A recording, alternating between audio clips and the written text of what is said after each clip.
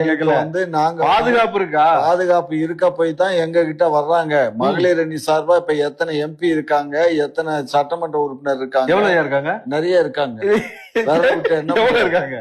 அதெல்லாம் விரல் விட்டு எண்ண முடியாது. எண்ண முடியாத அளவுக்கு இருக்காங்களா? ஆமா, ஆமா. சரி, அதுல ஏன் ஒரு 2 பெண் அமைச்சராவது எம்பி ஆவது போய் இந்த வெளியில போராடிட்டு இருக்காங்க தெரியுமா?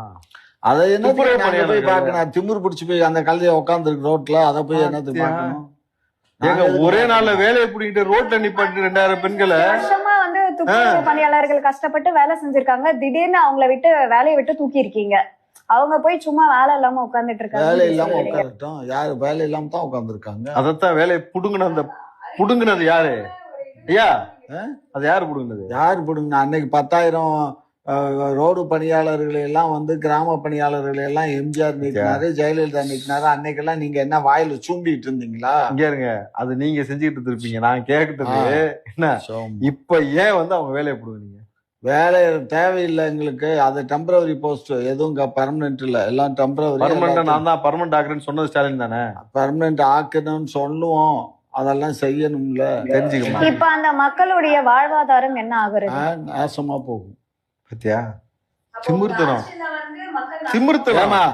அரிசி 20 கிலோ அரிசி போடுறோம், 10 கிலோ கோதுமை தர்றோம், பாமாயில் கொடுக்குறோம், பருப்பு கொடுக்குறோம், இவ்வளவு இலவசமா கொடுக்குறோம். அப்புறம் என்ன உங்களுக்கு கொள்ள? 20 கிலோ அரிசி வச்சு இது ஒரு எப்படி தெரியுமா இருக்கு? 4 பேர் ஒரு மாசம் வேற வேலைக்கு போகணும், வீட்டுல உக்காந்துட்டு இருக்கணும், வேற ஏதாவது வேலை பார்க்கணும். வேலையை தானே புடுங்கினீங்க.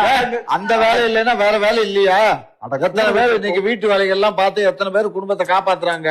என் ரோட்டு காட்டுல எத்தனை பேர் பூ விக்கிறாங்க, எத்தனை பேர் வடை சுடுறாங்க, எத்தனை தள்ளு வண்டி இருக்குது, எத்தனை பேர் காய்கறி விக்கிறாங்க. ஓமே சும்மா உட்காந்துட்டு இப்படியே சீட்டை தேய்ச்சிக்கிட்டு காசு வாங்கிட்டு போலான்னாக்க முடியுமா?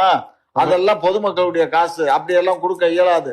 வாயை பொத்திட்டு இருங்க. அந்த காசு 200 கோடி தூக்கி கொடுத்து கார்ரேஸ் ஓட்ட விடலாமா? அது எங்களுக்கு தெரியும். அது எங்களுக்கு தெரியும். பொதுமக்களுடைய காசை தூக்கி உழைக்கக்கூடிய மக்களுக்கு சம்பளம் கொடுக்க துப்பு கிடையாது. வேலையை விட்டு அனுப்ப வேண்டியது. நீங்க கார் ஓட்ட வேண்டியது. மயிறுன்னு எல்லாம் பொய் பேசக்கூடாது. எவ்வளவு கொடுத்தீங்களா? அதெல்லாம் கிடையாது. அந்த ரோடு வீடு போடுறது அந்த செலவு மொத்தமே 40 கோடி தான் ஆச்சு. சும்மா ஏதோ கதை விட்டுட்டு தரீங்க. 40 கோடி மட்டும் 40 கோடின்னா அதனால உங்க டேடி வீட்டு காசா? அரசாங்கத்துக்கு எவ்வளவு? உங்க டேடி வீட்டு காசா? அரசாங்கத்துக்கு எவ்வளவு பேர் கிடைச்சிச்சு? கார் ரேஸ் சென்னையில் நடக்குதுன்னு உலகம் பூரா பேசுற அளவுக்கு. ஃபர்ஸ்ட் ரவுண்ட் நாயெல்லாம் ஓடிட்டு இருந்துச்சுல, 2வது ரவுண்டு தான் கார் போச்சு. கரெக்டுங்களா?